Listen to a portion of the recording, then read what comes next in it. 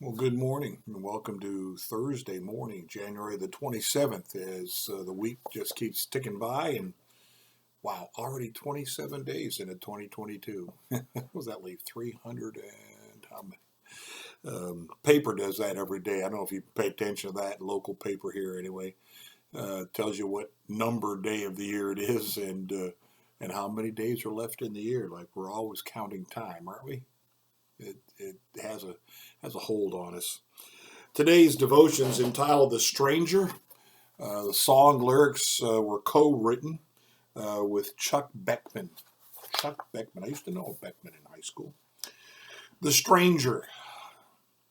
You're still a stranger, wandering through the wilderness, still rejected, passed by on the street, starving, hungry, naked and cold, pleading for a cup of cold water, dying all alone. No longer mistaken for the rebel you truly are, you would still be tearing up temples, scattering the money of fools, scandalizing righteous pretenders, breaking all the rules.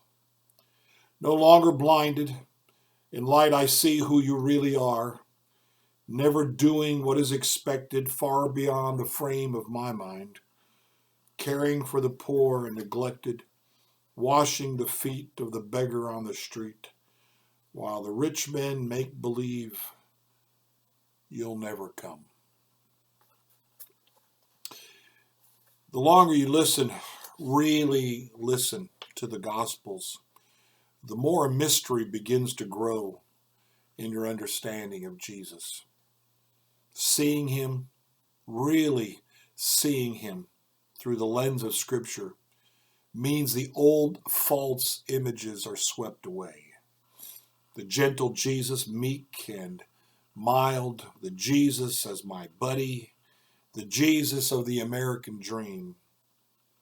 The mystery is that coming to know him through the Gospels involves a subtle estrangement as well.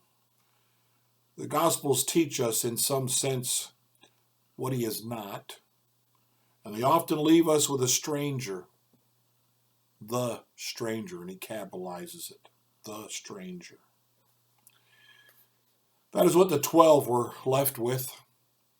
They ask it over and over again, who is this man? Who is this man? He is not comfortable or predictable. He is not even fully knowable in one sense, at least not in the same way they know each other. How can you know someone who is transcendent, who has whose authority and lordship is absolute? He is not knowable in the sense that other men can be known, yet there he was, in human flesh, eating, sleeping, weeping, bleeding, and wanting to be known. It takes a leap to really know him. It requires revelation. You must respond to his spirit reaching out to you to be known. Peter's Caesarea Philippi confession is one example. That revelation and not perception allows us to know. He puts that in italics, to know who he is. The more I gaze on his image in the Gospels, the less a fan of his I am. Less a fan and more a follower. Stumbling along with the 12, mystified and asking, who is this man? Wow. Those last two lines strike me as the reason we keep following him. We want to really, truly know who he is. Not just take some Sunday school lessons we've heard, not just go by a few verses we've grown to like a lot, think are meaningful to us, but to really know him to keep following because we're in search of something more significant, something more powerful, to know it about him, because there's something about him we desperately desire to know more than we know.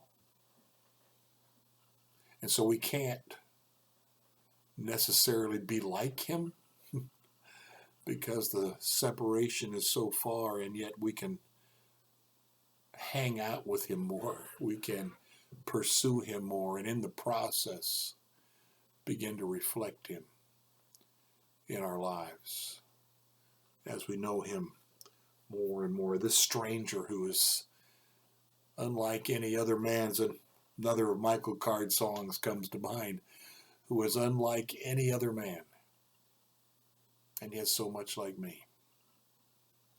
Blessings to you today. Make it your daily and lifelong goal to pursue Jesus, to keep asking the question, who is this?